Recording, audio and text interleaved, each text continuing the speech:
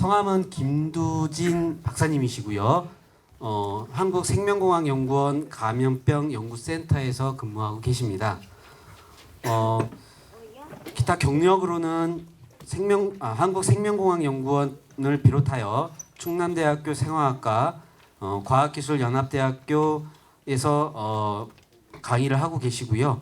주요 업적으로는 인플루엔자, 메르스 등 주요 감염병 백신 개발 연구를 수행하셨고요. 그다음에 한국생명공학연구원 우수사원상을 수상을 하셨으며 연구 분야로는 인플루엔자, 메르스 등 감염병 예방, 유전자 백신 연구, 면역 조절제, 면역 증강제 기전 연구를 하고 계십니다. 뜨거운 박수로 환영해 주실 부탁드립니다. 감사합니다. 네. 마이크를. 네, 감사합니다. 네, 안녕하세요. 소개 감사드립니다. 소개받은 김두진입니다.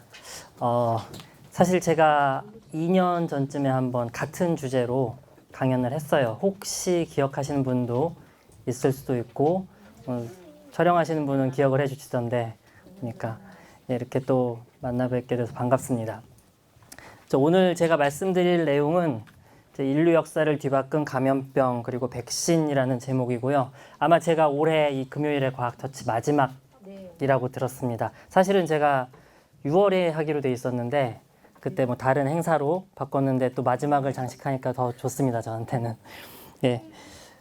좀 편한 내용이고요. 사실 저도 금요일의 과학터치를 2년 전에 하고 나서 이런 대중 강연을 조금씩, 본업은 아니지만 조금씩 하면서 다른 분들은 어떻게 강의하시나 보면은 이제 유튜브에 많이 올라와 있잖아요. 보면은 이거 너무 어렵다. 제가 뭐 여기 있는 학생들의 그 수준을 폄하하는 게 아니라 너무 어렵다. 이게 이렇게 1시간 동안 하시면은 나도 어려울 것 같은데, 그런 생각들을 조금 했는데, 그래서 조금 더 옛날 이야기 하지만 중요한 메시지를 준비했으니까 편하게 들어주시면 감사하겠습니다. 네. 반응이 좋아요.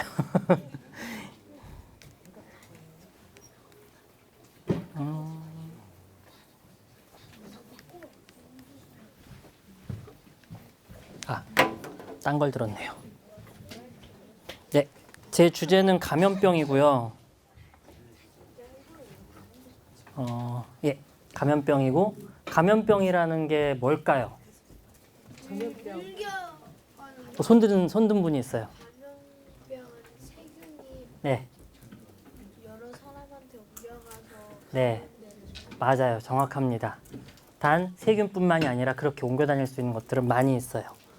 자, 세균은 전염성을 가진 병들, 뭐 세균도 있고 바이러스도 있고 조금 다른 종류입니다. 리케차, 뭐 진균, 곰팡이 종류, 이런 것들이 사람 몸에, 미생물이 사람 몸에 들어와서 그게 아프지 않은 경우도 있어요. 그럴 땐 병이라고 부르지 않습니다. 우리 몸엔 이미 많은 대장균들이 몸속에 살고 있고, 피부에는 기생충들이, 모낭충들이 계속 살고 있고, 그러다가 아프면 이제 병이 되는 거죠. 이상 증식을 하거나 몸에 그 항상성을 깨게 되면은 그때서야 우리는 감염병이라고 부릅니다. 자, 이 감염병이라는 걸 왜 사람들이 중요하게 생각하고 무섭게, 때로는 무섭게 생각하는가?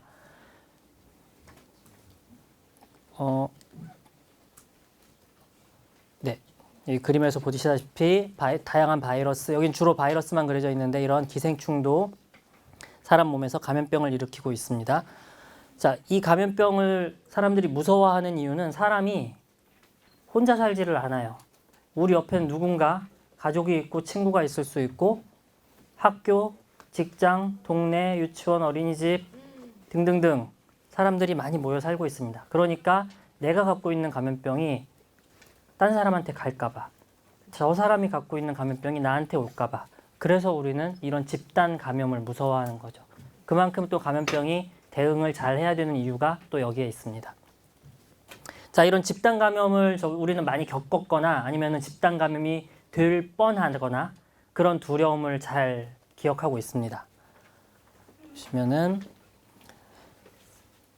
잘 기억하고 있죠. 2009년에 신종 인플루엔자는 굉장히 많이 떠들썩했고 우리나라뿐만 아니라 전 세계적으로 많은 사람들이 죽었고요. 메르스는 사실 공포가 더 컸습니다. 그 위력보다는 메르스는 한 사람이 옮길 수 있는 감염자가 0.8명 정도로 추정을 합니다. 무슨 얘기인가 하면 내가 걸렸다고 해서 다른 사람이 걸릴 확률이 80%밖에 안 된다는 거죠. 그러니까 언젠간 사그라들 질병이라는 거죠. 하지만 이제 우리는 굉장히 무서워했습니다. 그리고 좀 더 거슬러 올라가면 사스도 있었고, 그리고 1차 대전 시기 때 인플루엔자가 대유행하면서 이제 이때가 우리나라 이 다음 해가 우리나라 3.1운동이었죠. 3.1운동 바로 전에 무오년 독감이라고 해서 우리나라에서도 30만 명 이상이 죽었습니다. 그때 일본 정부, 일본 치하에 있었을 때 통계가 아주 잘 나와 있어요. 자, 이외에도 지금은 그렇게 신경 안 쓰지만 소아마비, 홍역, 볼거리, 풍진, 어머님들은 이걸 잘 알고 계시죠. 왜냐하면 아이들을 계속 병원에 데리고 가면서 수첩에다 적으시면서 이거를 다 맞았습니다. 어머님들이 그렇게 부모님들이 고생을 하셨기 때문에 여기 있는 친구들은 아마 대부분 이런 걱정을 안 하고 지금 살고 있을 거고요. 그리고 역사를 좀 더 거슬러 올라가 보면은 유럽 3분의 1 인구가 죽었던 흑사병, 페스트도 있습니다. 흑사병이 옛날 얘기 같지만 바로 얼마 전에도 중국에서 발병을 했죠. 물론 지금처럼 위생이 좋고 약이 있는 상황에서는 흑사병이 큰 문제가 되진 않지만 계속 발병할 수 있는 게 이 흑사병입니다. 자, 동영상 하나 볼게요. 옛날 어린이들은 한 마마 전쟁이 가장 무서운 재앙이었다. 현대 어린이들은 무분별한 불량 불법 비디오를 시청함으로써 비행 청소년이 되는 무서운 결과를 초래하게 됩니다. 우수한 양성 매체인 비디오는 하루의 성격 활용하여 더욱더 고운 신선을 바꾸며 우리 모두가 다른 기전이라 되야겠습니다. 한편의 비디오, 사람의 미래를 바꿔놓을 수 있습니다. 자, 이 영상을 보고 흐뭇한 미소를 지으시는 분들은 이제 조금 오래되신 분들, 보통 어린 친구들은 저게 뭐야 하고 쳐다보죠. 저게 뭐야. 자, 뭐 좋은 나쁜 동영상을 보지 말자는 얘기예요. 그래서 유튜브 보면은 참 다양한 동영상이 있습니다. 책과 똑같아요. 좋은 것도 있고 나쁜 것도 있고 가려서 볼 필요가 있고요. 제가 오늘 여기서 하고 싶은 얘기는 자, 옛날 어린이들이 무서워했던 것은 호환, 마마 전쟁이라고 얘기를 합니다. 호환은 호랑이가 마을로 내려와서 사람을 해치는 것이고, 전쟁은 뭐 당연히 무서울 것이고. 자, 이 마마라는 것이 뭐길래 이 3대 두려움의 대상이 됐을까? 자, 오늘 주인공 바로 마마. 예. 바로 마마라고 불렸던 천연두라는 질병에 대해서 조금 소개를 드리겠습니다. 자, 천연두라는 질병을 소개해드리는 이유는 병이 무서워이기도 하지만 여기서 지금 우리가 누리고 있는 이 많은 것들이 이 질병에서 출발을 했습니다. 자, 마마라고 불렀어요. 원래 이름은 천연두고 우리나라에서는 뭐 두창이라고도 불렀고 그랬는데 마마라고 불렀어요. 마마가 무슨 뜻이죠? 상감마마. 자, 두 가지가 나와요. 엄마를 이제 마마로 이제 영어로 하기도 하지만 사극을 보시면은 상감마마, 데뷔마마, 중전마마. 자, 대감님한테는 마마라고 붙이지 않았습니다. 굉장히 극존칭이죠. 자, 이 마마는 천연두를 굉장히 높인 별칭이었습니다. 천연두를 얼마만큼 높였냐? 거의 신격화되어 있어요. 자, 그림을 보시면은 마마가 어느 마을에 들어왔다가 이제 죽는 사람도 있지만 낫는 사람도 있습니다. 이제 자연적으로 회복하는 사람이 있는데 그 나을 때쯤 되면은 굿을 해요. 근데 이 굿이 쫓아내는 굿이 아니고 배송굿입니다. 안녕히 가세요. 가실 때 여기 마련해 놓은 여기 안장 얹어 놓은 개도 타고 가시고 요 밑에 들춰보면은 노잣돈도 있으니까 차비도 하세요. 단 노잣돈은 왕복 아니고 편도. 가서 오지 마세요. 라고 했던 풍습이 남아 있습니다. 자, 떠받든 거예요. 병을 떠받든 이유 왜일까요? 무서우니까. 그만큼 무서우니까. 어린아이의 경우 사망률이 40% 이상이었습니다. 자, 옛날에 많은 분들이 이 마마 천연두를 알았고 이런 초상화나 사진 속에 그 기록들이 남아 있고요. 아마도 어르신분들은 아마 어렸을 때도 그런 이웃이나 친구를 본 기억이 있으실 겁니다. 그리고 지금은 소보루빵이라고 불리는 이 빵을 예전에 이제 곰보빵이라고 불렀던 그 이름도 이 마마의 흔적들입니다. 지금은 그렇게 부르지 않죠. 자, 이 천연두는 굉장히 오랜 역사를 갖고 있습니다. 천연두가 기원전 1100년경, 지금부터 한 3000년쯤 전에도 천연두의 기록이 남아있는데 그때 이집트 왕이었던 어린 나이에 죽었습니다. 람세스 5세의 미이라를 보면은 이렇게 피부에 천연두로 인한 이런 물집 같은 것들이 남아있죠. 물론 이 람세스 5세가 천연두로 죽었다라는 것은 확실치 않습니다. 하지만 분명히 천연두의 흔적이 남아있는 걸로 봐서 굉장히 인류와 오래 역사를 같이 했다라는 걸 추정을 하고 있고요. 16세기에 천연두가 유럽에서부터 시작해서 16세기, 15세기쯤 되면은 유럽 사람들이 항해술이 발달하고 무기가 발달하면서 전 세계를 탐험하기 시작합니다. 콜럼버스가 신대륙을 찾고 남아메리카를 정복하고 하면서 그때 남아메리카를 정복해서 들어갔던 그 스페인의 정복자 에르난 코르테스라는 사람이 갔을 때 그쪽 남미에는 천연두가 없었어요. 그런데 기록이 확실치는 않지만 일부러 그랬다는 설도 있고 뭐 우연히 그랬다는 설도 있고 자, 남미를 정복하러 가는데 천연두에 걸린 흑인 노예를 한 명을 데리고 갔다. 정확하진 않습니다. 그로 인해서 남미 사람들은 이런 병을 앓게 되고 그 수도승에 같이 갔던 선교사의 기록에 의해서 이렇게 남아 있습니다. 남미가 뭐 무기라든가 모든 거에 다 약했기 때문에 결국에는 유럽의 식민 지배를 받았는데 굉장히 오랫동안 받게 됐지만 이 사람들의 전의를 꺾은 데에는 이 천연두 굉장히 중요한 역할을 했습니다. 자, 그리고 이제 유럽의 역사를 보면은 또 재밌는 일들이 있죠. 이 루이 16세 왕은 프랑스 대혁명 때 왕입니다. 그래서 결국엔 단두대에서 처형을 당했죠. 그런데 아버지는 일찍 돌아가셔서 안 계셨고 할아버지가 계셨는데 할아버지가 어느 날 갑자기 사냥 나갔다가 천연두에 걸려갖고 금방 돌아가세요. 이 할아버지가 좀 재정도 많이 썼고 별로 이렇게 인기가 없는 왕이었는데 이 친구가 조금 더 자라서 뭔가를 배우고 왕이 되기 위한 그 훈련을 받기 전에 갑자기 돌아가시면서 어린 이 굉장히 유순한 성격의 왕이 즉위를 하게 되죠.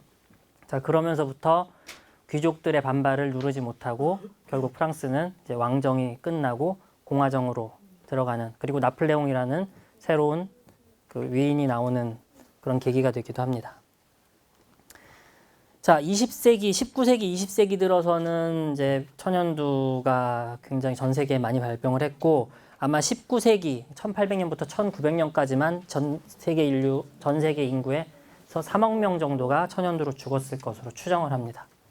자, 천연두 바이러스는 지금은 사실 많이 연구를 안 합니다. 이유는 나중에 설명해 드릴게요. 자, 이렇게 생겼습니다. 이 크기가 한 350 나노미터라 그러면은 자, 머리카락이 여기 반도 아직 안 나왔어요. 한 여기까지 있을 겁니다. 자, 요 정도 바이러스는 요 정도 사이즈죠. 요 정도 사이즈의 바이러스가 우리 몸에 들어와서 고열과 수포 그리고 마비 이런 것들을 동반해서 결국에는 죽음에 이르게 하는 그런 무서운 질병입니다. 자, 사람들이 이 3000년 전부터 이런 역사를 겪으면서 많은 천연두 희생을 냈었는데 아직까지 우리는 존재하고 있죠. 아직까지 존재하고 있습니다. 자, 그 이유는 사람들이 이제 이긴 거죠. 그렇죠. 자, 뭘로 이겼을까요? 사람들이? 이제 제목에 있었습니다. 소. 자, 백신이라는 것으로 이겼습니다. 자, 이 천연두를 제가 오늘 주제로 들고 나온 이유는 이 백신이라는 것에 우리가 지금은 아무렇지도 않게 병원 가서 뭐 몇천 원 또는 몇만 원 주면은 맞을 수 있는 백신을 만들어낸 것이 바로 이 천연두 연구입니다. 자, 면역이라는 얘기 요새 참 많이 듣죠. 면역.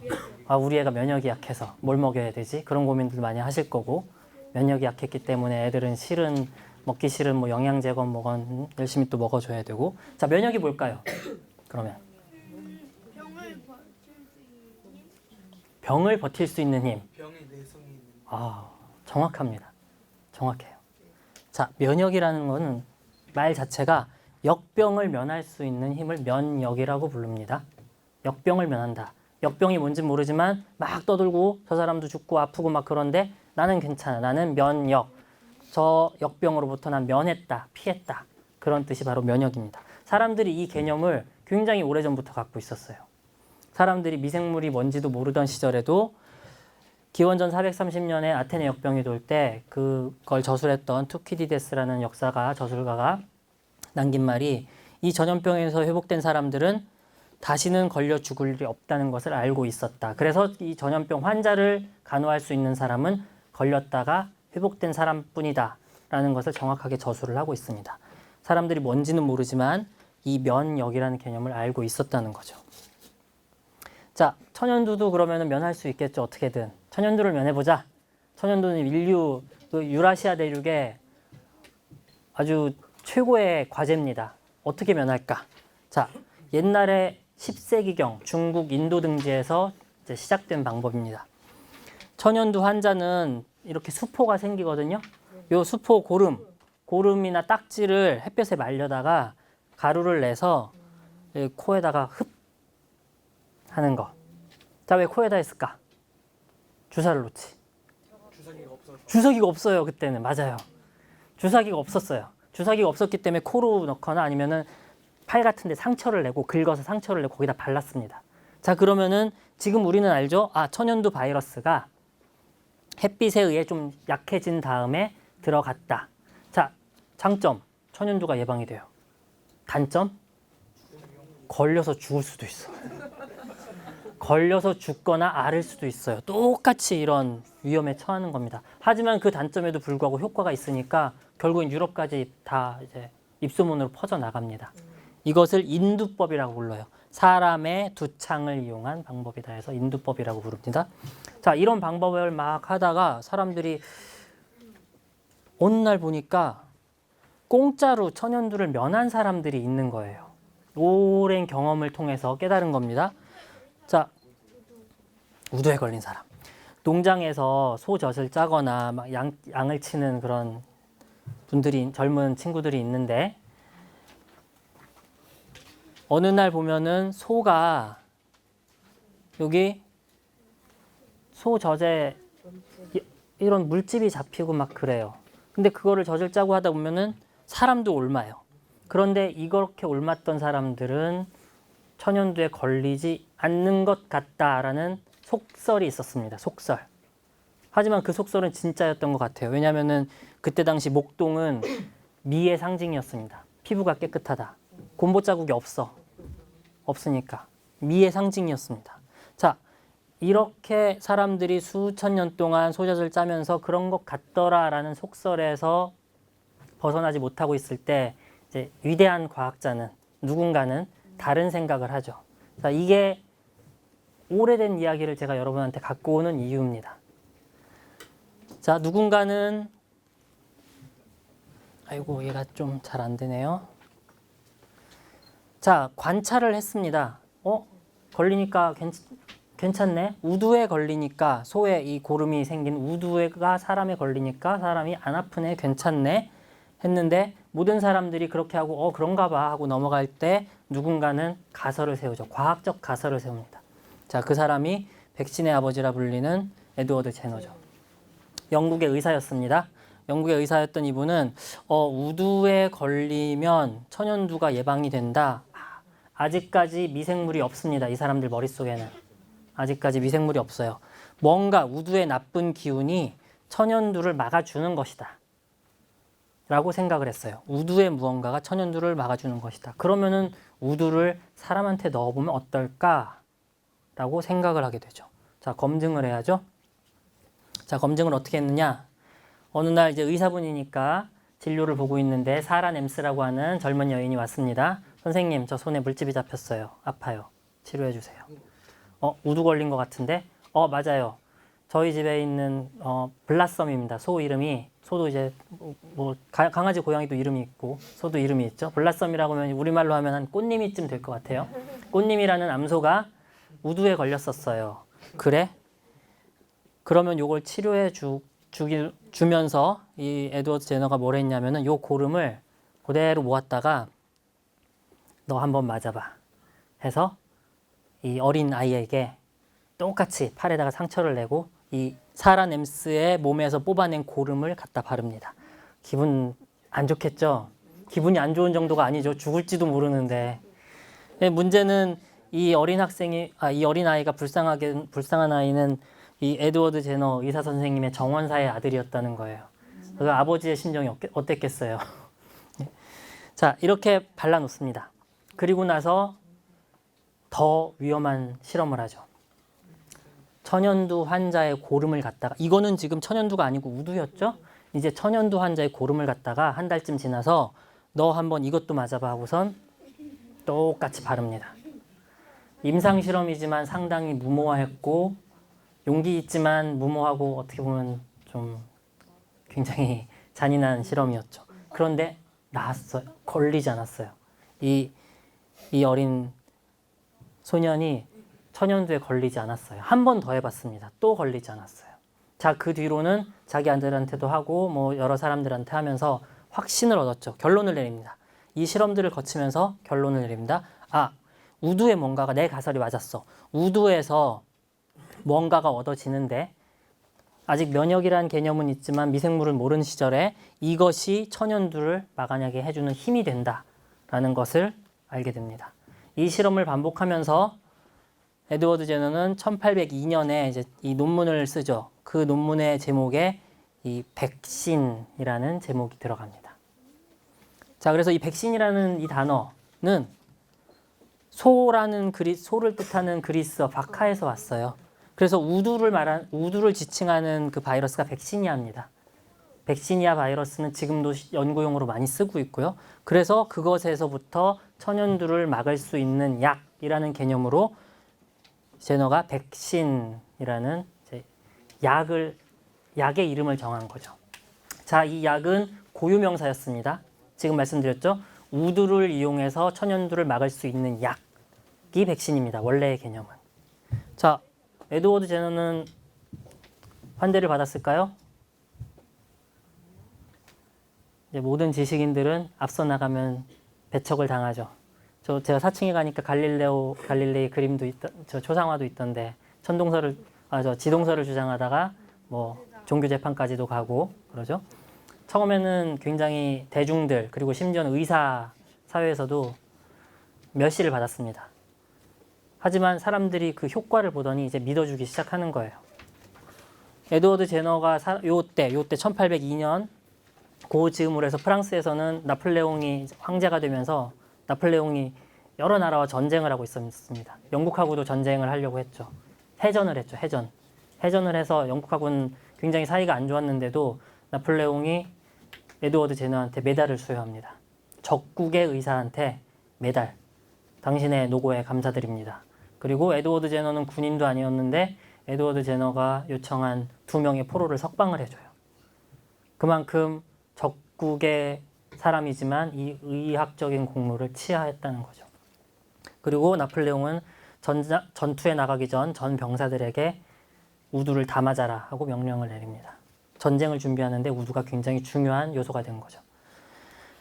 자, 이렇게 백신은 분명히 그 고유명사였습니다. 좁은 뜻의 고유명사였는데 세월이 흘렀습니다. 세월이 100년쯤 더 흐르고 나서 한 명의 더 위대한 사람이 나타나죠. 자, 어디서 봤을까요? 루이 파스테르입니다. 네. 프랑스의 세균학자, 생화학자 루이 파스테르. 자, 루이 파스테르는 이렇게 생각했어요. 닭이 지금 콜레라에 걸려서 비실비실 죽어가서 그 양계 산업에 막대한 피해가 있는데 혹시 이 닭 콜레라를 막을 수 없을까? 이 에드워드 제너가 했던 것처럼 접근을 해볼 수는 없을까? 라고 생각을 합니다. 그래서 여러 방법을 쓰다가 결국에는 우연이기도 하지만 또 우연을 이 필연으로 만드는 게 이 사람의 능력이었죠. 콜레라균을 접시에서 이제 그 샤알레 같은 페트리 디시라고 하는데 거기서 배양을 하는데 좀 연구원이 깜빡했는지 오랫동안 냅뒀어요. 그러면 세균들도 먹고 환경이 좋아야 잘 사는데 오랫동안 그렇게 냅두니까 비실비실해졌습니다. 그걸 닭한테 주사를 하고 나서 진짜 센 콜레라, 닭이 죽는 콜레라를 감염했는데 닭들이 안 죽었어요. 자, 거기서 파스테르는 믿습니다. 뭔가 이제 이때는 파스테르 시절에는 세균은 볼 수 있던 시절입니다. 바이러스의 존재는 아직 모르고 세균은 존재를 알던 시절이에요. 아, 뭔가 이 세균을, 이 나쁜 아이들을 약하게 해서 주사하면은 이 제너가 했던 것과 같은 백신 효과를 우리가 볼 수 있구나 라는 것을 알고 나서 유명해진 사건은 이제 이 장면입니다.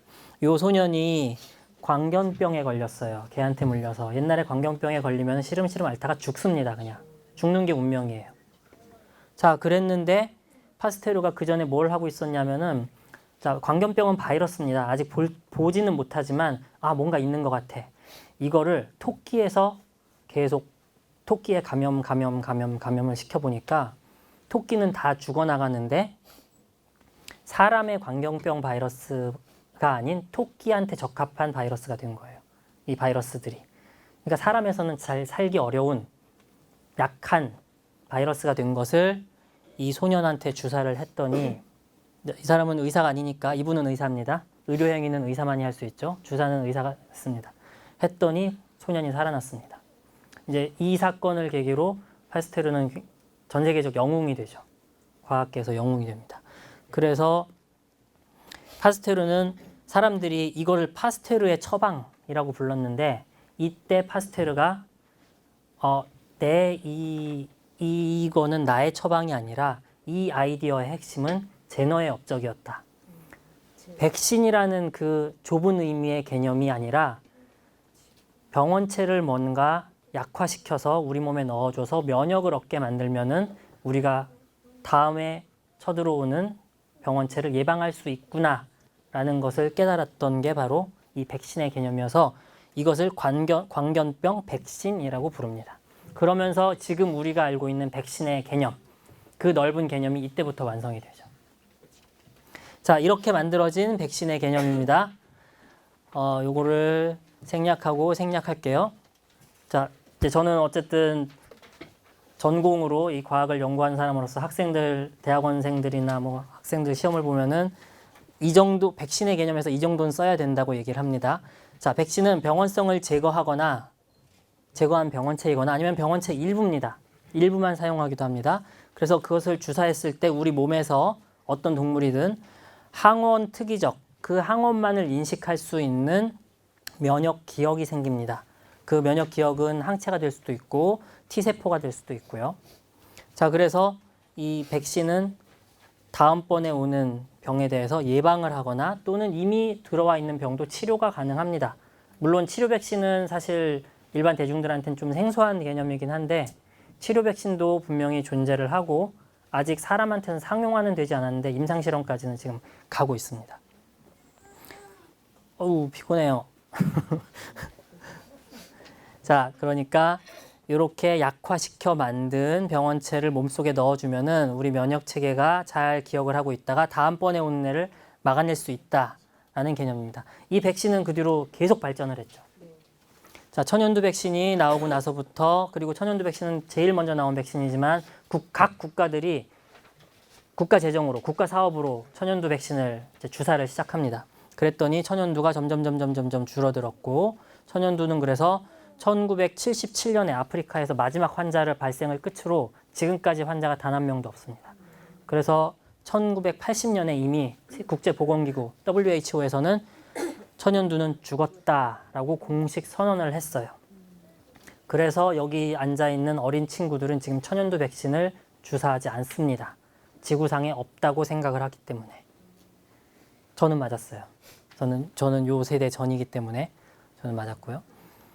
자, 그리고 홍역도 백신이 1968년에 나오고 나서 쭉쭉쭉쭉 떨어졌고요. 그리고 소아마비의 경우도 백신이 나오고 나서 지금은 전 세계 작년인가 재작년 데이터가 35명, 전 세계 소아마비 환자가 35명입니다. 그러면은 아마 천연두 다음으로 박멸할 두 번째 질병이 되지 않을까라고 과학자들은 예측을 하고 있어요. 자, 그런데 문제는 영화를 보시고, 영화가 조금 길어요.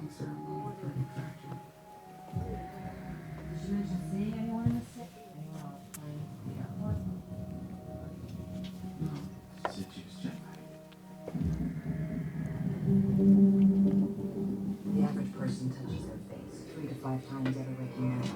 In between, we're touching doorknobs, water fountains, and each other. Go up to your room, honey. So we have a virus, no treatment protocol, and no vaccine at this time. You had a seizure this morning, Beth. No. As of last night, there were 32 cases. Unfortunately, she did die. Right. So, can I go talk to her?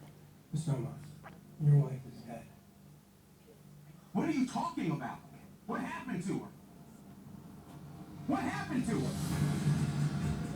Is there any way someone could weaponize the bird flu? Is that what we're looking at? Someone doesn't have to weaponize the bird flu. The birds are doing that. Watch this. It's transmission, so we just need to know which direction. On day one, there were 2 people, and then 4, and then 16. In 3 months, it's 1 billion. That's where we're heading. They're calling out the National Guard. They're moving the president underground. People will panic. It will tip over. The truth is being kept from the world. Cook your samples, destroy everything.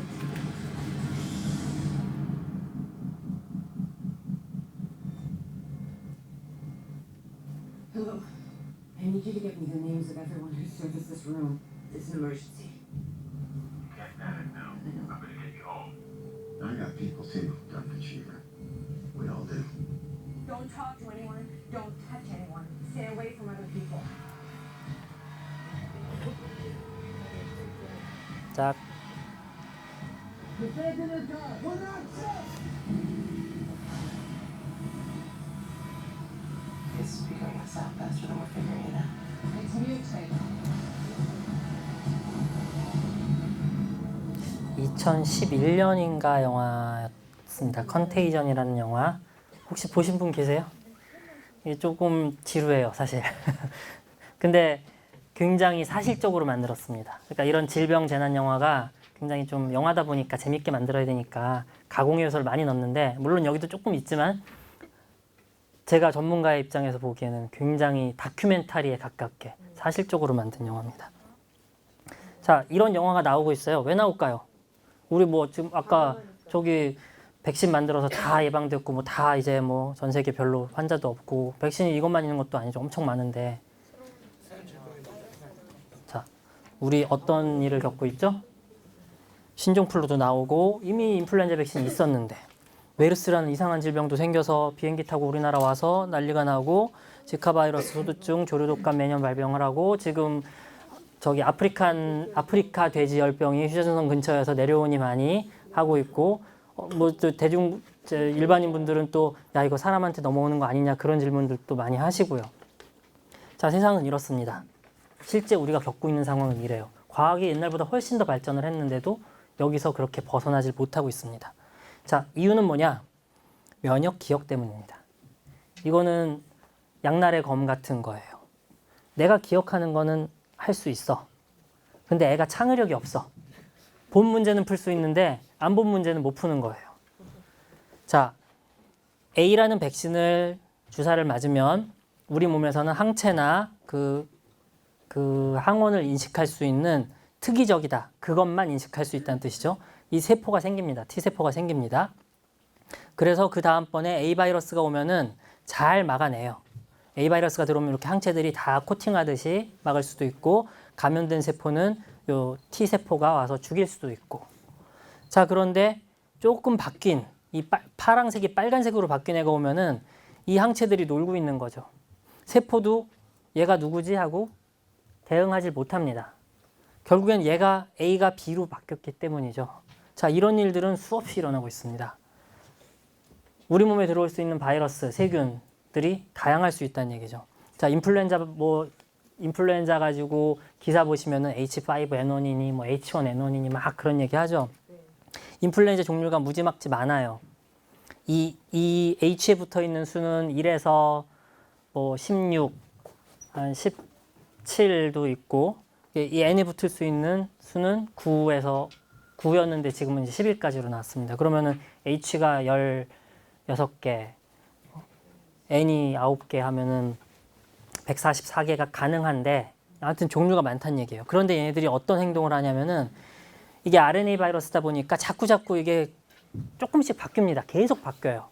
계속 바뀌고 또 인플루엔자 바이러스의 경우는 이 서로 다른 두 가지 종류가 하나의 동물에 들어가서 특히 돼지 같은 거에 들어가면은 얘네 둘이 섞여서 전혀 새로운 이전과 닮아있지 않은 새로운 것들이 탄생을 합니다.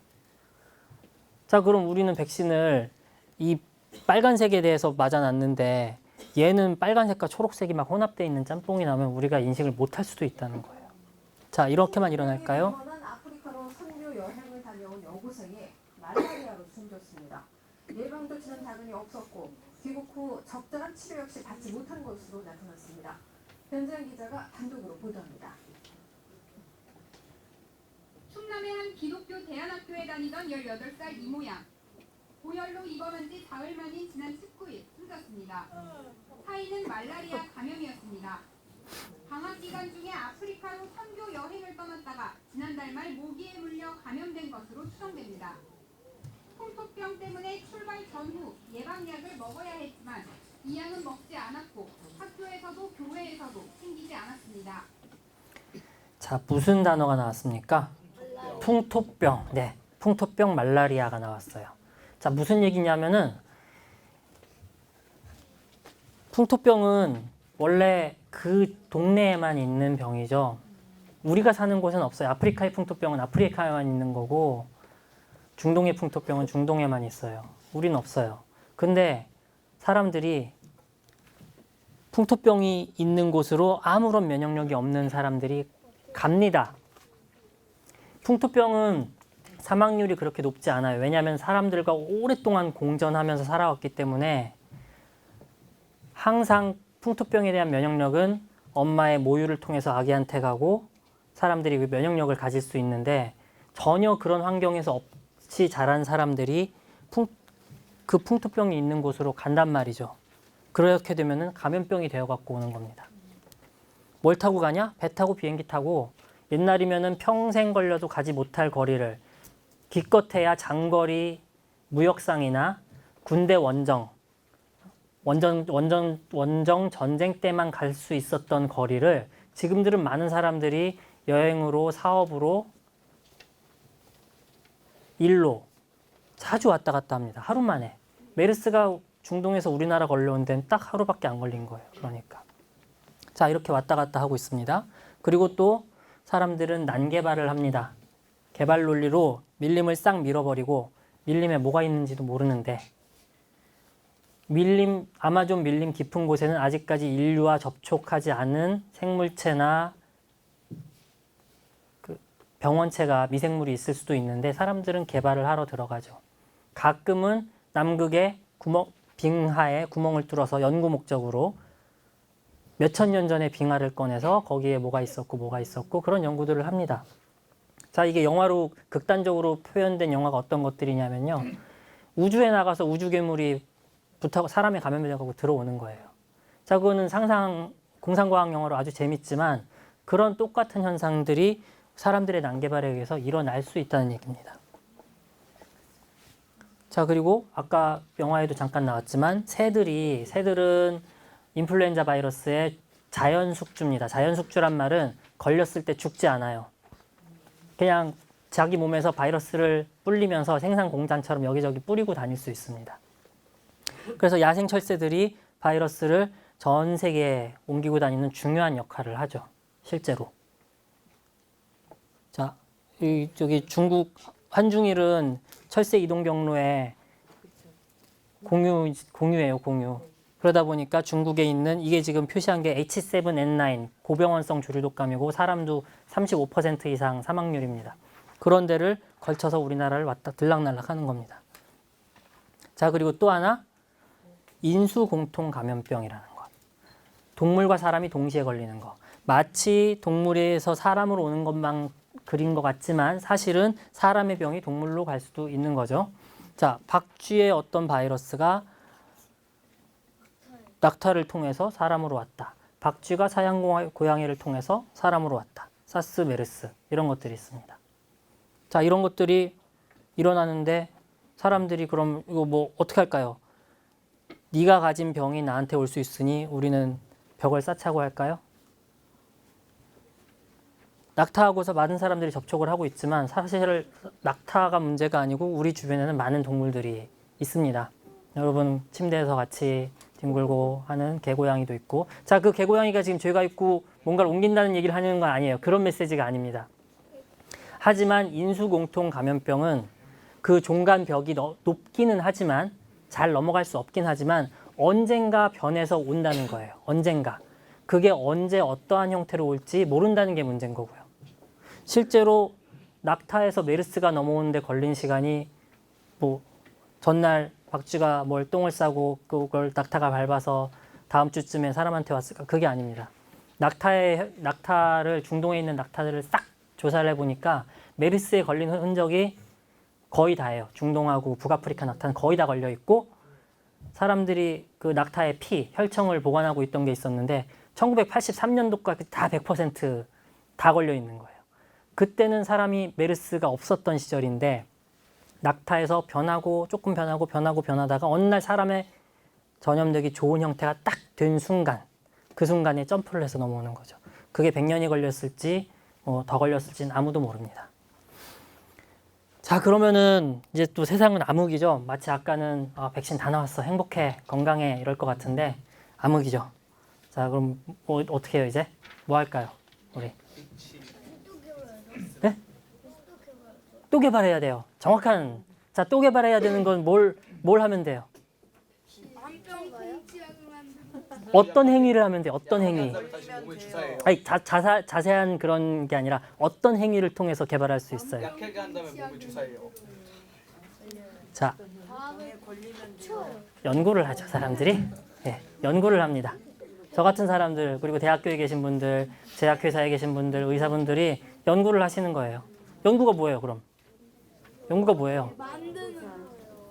답이 아까 나왔어요. 연구라는 것은 이 행동의 반복입니다. 관찰하고 수많은 사람들이 보고선 그런가 보다, 신기하네 하고 넘길 동안에 누군가 과학적 사고를 하는 사람은 거기서 질문을 갖게 되고 그 질문을 풀어내기 위한 논리적인 가설을 세우고, 그리고 실험을 통해 검증을 하고 결론을 내고, 그리고 또 부족한 게 있다면 또 돌아가서 그것을 개선하기 위한 관찰, 가설, 검증, 결론을 반복하는 게 바로 연구입니다. 지금 여러분들 주변에 계시는 연구를 하고 계시는 분들은 다 이런 작업들을 하고 있는 거예요. 파스테르가 광견병 백신을 만들 때 생각했던 것, 그리고 제너가 접근했던 것, 그리고 지금 그때보단 훨씬 더 최첨단 기술이 발달한 지금 과학자들이 하고 있는 것, 그 과학 기술의 수준은 차이가 나지만 이 핵심은 변하지 않습니다.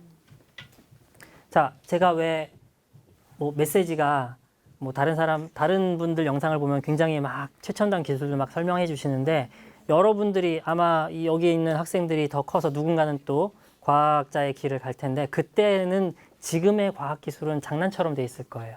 그럼 제가 여기서 우와 신기한 거 막 어려운 단어 써가면서 해봤자 그거는 그때 되면 이제 옛날 저 교과서 한 귀퉁이에 적혀 있는 옛날 이야기가 되는 겁니다. 하지만 그때도 중요한 거는 이걸 할 수 있는 사람, 이 수많은 흘러가는 바람과 구름을 보면서 거기서 중요한 질문을 던지고 그걸 논리적으로 풀어낼 수 있는 사람들은 많지 않습니다. 그런 사람이 미래 과학자가 될 수 있는 거고요.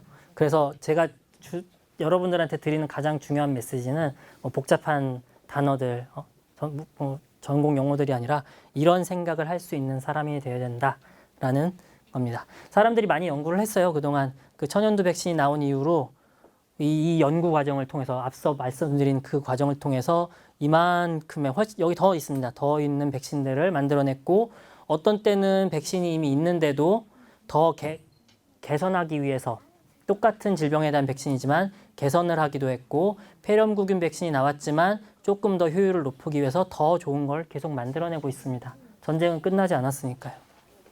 자, 그래서 백신 종류 잠깐만 설명을 드릴게요. 백신의 종류, 이거는 이제 조금 이제 과학적인 얘기가 되겠죠. 제가 백신의 종류는 여러 가지가 있습니다. 약독화생 백신, 사백신, 소단위 백신, 유전자 백신 이런 것들이 있는데요.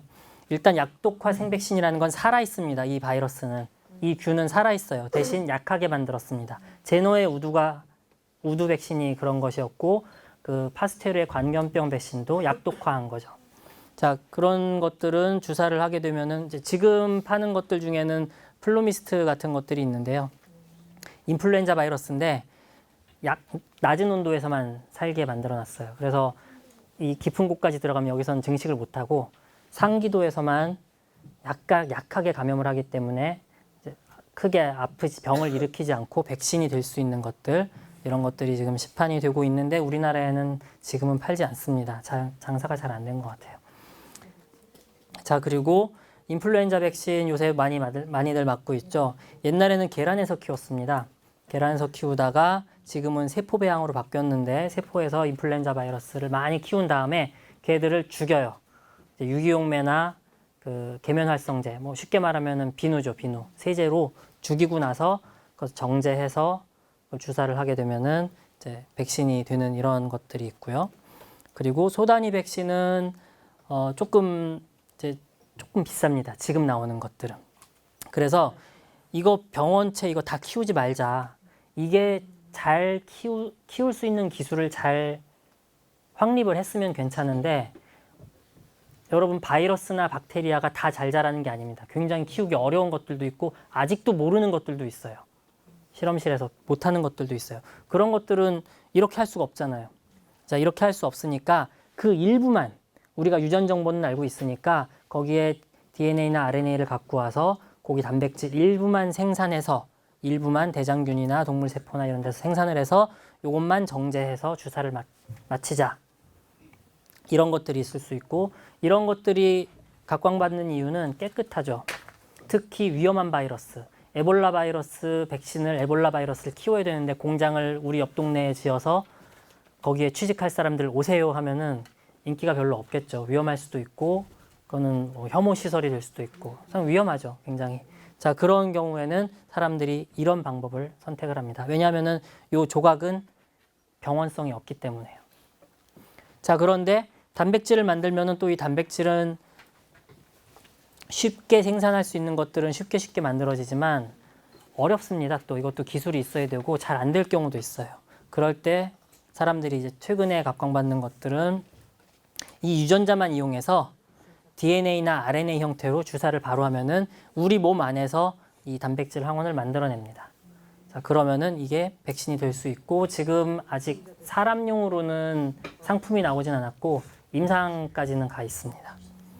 그래서 저는 지금 연구하고 있는 것 중에 하나는 신변종 고병원성 인플루엔자에 대응해서 조금 전 말씀드린 DNA 백신 개발을 하는 연구 과제를 하나 수행을 하고 있고요. 저만 하는 건 아니고 뭐 충북대학교나 이 임상 실험에 경험이 있는 그 기업체와 같이 지금 수행을 하고 있습니다. 보면은 이게 조류독감 발병이에요. 우리나라도 상당히 많죠. 빼곡하죠. 그리고 조류독감 발병은 계속 늘어납니다. 이게 가금류에서 사람이 아니라 늘어나는데 아까 말씀드렸죠. 이 동물의 바이러스가 언제 변해서 사람한테 넘어올지 몰라요. 그래서 조류독감의 인체 감염을 예방할 수 있는 그런 방어선을 치자라는 취지로 지금 연구를 수행하고 있고 전 세계에 유행하고 있는 조류독감 바이러스를 쭉 분류를 해보니까 바이러스 종류가 굉장히 많다 그랬는데 대략 이렇게 3가지 정도로 압축이 됐습니다. 그래서 여기 있는 바이러스의 유전 정보를 이용해서 항원을 디자인하고 그것을 이제 쥐에서 실험을 해요. 쥐에 주사를 한 다음에 쥐에서 피를 뽑아서 항체가 얼마나 잘 만들었는지 보고 그다음에 그 쥐한테 바이러스를 감염시켰을 때 효과가 있는 백신을 맞은 애들은 살아남을 것이고 그렇지 않은 애들은 죽을 것이고 해서 여기 있는 이렇게 좋은 효과를 준 백신을 토대로 해서 또 그 다음 가설, 검증, 결론 또 다시 돌아와서 그걸 또 그 개선하기 위한 작업들 그런 것들을 지금 하고 있습니다. 그래서 제가 드리는 말씀은 잘 준비하자라는 뜻입니다. 이게 누구냐면은 그 손무라는 분인데 손자병법을 쓰신 분입니다. 지피지기면 백승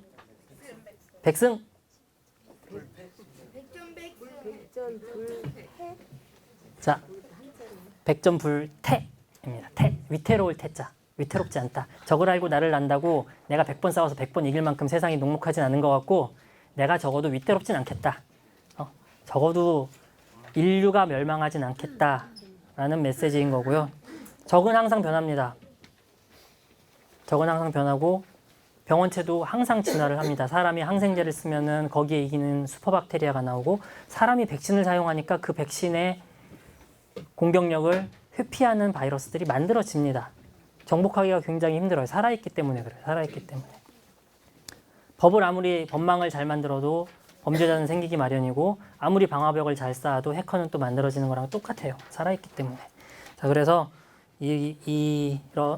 이렇게 변화하는 병원체들을 잘 이겨낼 수 있고 안전한 사회를 만드는데 저도 노력을 하고 있고 여기 오신 분들도 특히 어린 친구들도 그 하나하나 세세한 지식이 아니라 정말 논리적인 사고를 할 수 있는 과학자가 될 수 있기를 바라겠습니다. 감사합니다.